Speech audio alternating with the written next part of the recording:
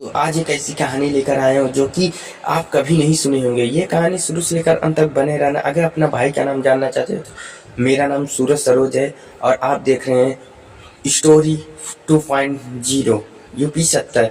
ये कहानी गणपति मूर्ति की एक डरावनी कहानी है जो कि मुंबई की गलियों में से जब भी गणतोत्सव आता है चारों तरफ रोशनी, ढोल, ताशे और भक्ति का माहौल बन जाता है। तो हर घर, हर गली और हर मोहल्ला गणपति बप्पा के स्वागत में सज जाता है। लेकिन क्या हो अगर किसी गली की गणपति मूर्ति में सिर्फ भक्ति ना बल्कि कुछ और भी छुपा हो।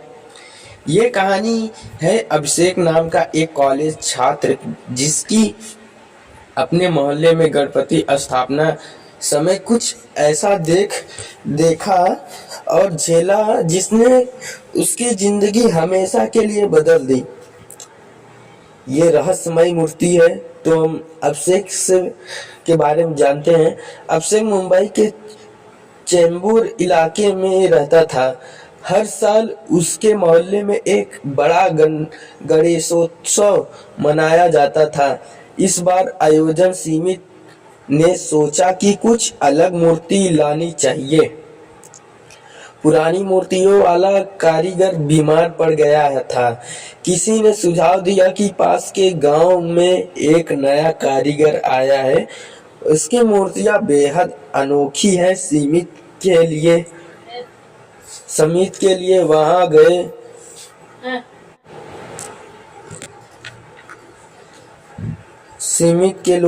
समिति के लोग वहां गए और विशाल गणपति की मूर्ति पसंद कर ली। मूर्ति बहुत सुंदर थी। गहरी लाल आंखें, सोने जैसी चमकते गहने और चेहरे पर एक रहस्यमय मुस्कान। लेकिन गांव वालों ने चुपके से एक चेतावनी दी थी, इस कारीगर की मूर्तियां सुंदर तो होती है लेकिन इन्हें घर या पंडाल में रखते वक्त कुछ अजीब हादसे होते हैं। समिति ने इसे अंधविश्वास मानकर नजरअंदाज कर दिया। मूर्ति का पहला दिन। मूर्ति पंडाल में लाई गई। सबने मिलकर गणपति पापा मोरया के नारे से स्वागत किया। भीड़, मिठाइयाँ, सजावट, हर तरफ खुशी का माहौल। लेकिन अभिषेक ने मूर्ति की आंखों में कुछ अजीब महसूस किया।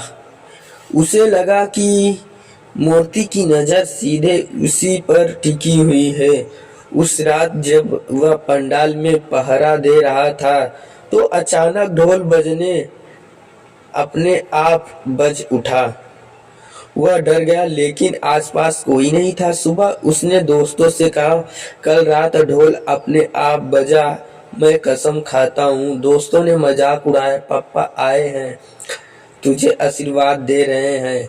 अभिषेक चुप हो गया लेकिन उसके दिल में डर का बीज बोया जा चुका था।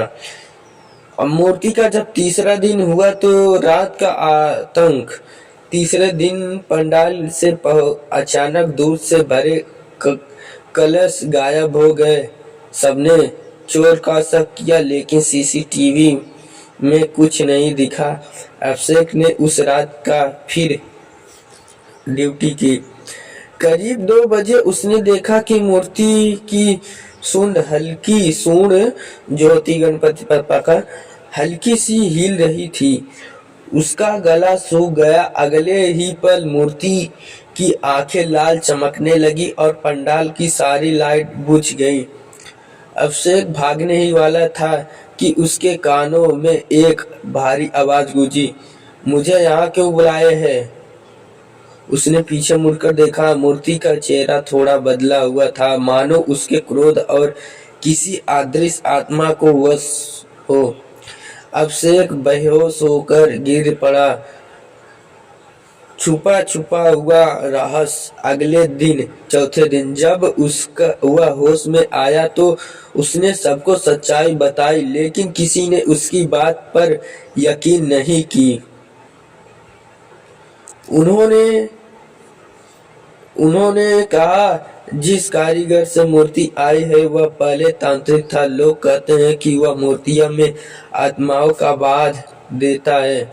अगर पूजा सही ढंग से न हो तो आत्मा शांत रहती है, वरना अभिषेक का डर अब यकीन में बदल चुका था। पंडाल में अब आएगी पंडाल में अब रोज अजीब घटनाएं होने लगी। नारियल अपने आप टूट जाते, प्रसाद में खून के धब्बे मिलते, औरत पूजा के दौरान बेहोश होकर अजीब आवाजों में बात करते। आखिरी रात विसर्जन से पहले अभिषेक ने देखा कि कुछ लोग गुपचुप पंडाल में आए और मूर्ति के सामने एक काले मुर्गे की बलि दी। वह चिल्लाया, ये क्या कर रहे हो? लेकिन लोग गायब हो गए, मानो कभी ये थे ही नहीं। मूर्ति की आंखें फिर चमक गई। इस बार मूर्ति की सूंड ने जमीन पर पड़े मुर्गे की खून को चाट लिया। अभिषेक की चीख पूरे मोहल्ले में गूंज उठी। विसर्जन वाले दिन सबने मिलकर मूर्ति को ट्रक पर रखा। ढोल ताशे के बीच उत्सव का माहौल था, लेकिन जैसे ही ट्रक चला अचानक तेज आंधी आई और आसमान में बिजली कड़कने लगी। ट्रक के पास खड़े 3 लोग अचानक गिरकर तड़पने लगे। उनकी आंखों से खून बह रहा था। लोग घबरा गए। फिर ट्रक अपने आप नदी की तरफ तेज दौड़ा पड़ा। लोगों ने देखा ट्रक की स्टीयरिंग पर कोई ड्राइवर नहीं था। ट्रक सीधा नदी में गिरा और मूर्ति पानी में समा गई। एक पल ही लगा जब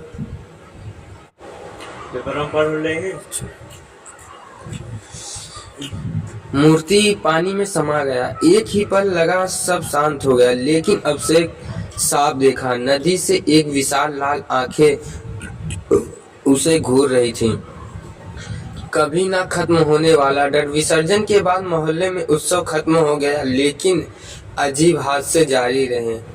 किसी का बच्चा बीमार पड़ता, किसी की दुकान जल जाती, किसी की अचानक मौत हो जाती। लोग ने इसे बाप्पा का गुस्सा मानकर दान पुण्य शुरू कर दिया। लेकिन अभिषेक जानता था कि यह गणपति नहीं था, बल्कि एक श्रापित आत्मा था। हर साल जब गणेश उत्सव आता तो उसे वही लाल आंखें सपने में दिखाई देती। उसकी आत्मा डर और पाप के बोझ में दबती चली गई। आज भी उस गली में कोई गणपति उत्सव नहीं मनाया जाता। लोग कहते हैं कि वहाँ की जमीन शापित हो चुकी है और अगर कोई गलती से उस गांव में कारीगर की मूर्ति खरीद ले तो वही घटनाएं दोहराई जाती है। ढोल अपने आप बजते हैं, मूर्ति की आंखें चमकती लगती है और रात के अंधेरे में वही भारी आवाज गूंजती है। तो आपको ये कहानी कैसे लगी? आपको कहानी अच्छी लगी हो तो चैनल को सब्सक्राइब कर देना, स्टोरी 2.0 को लाइक कर देना, शेयर कर देना, कमेंट कर देना। तो फिर से मिलेंगे अगले वीडियो में।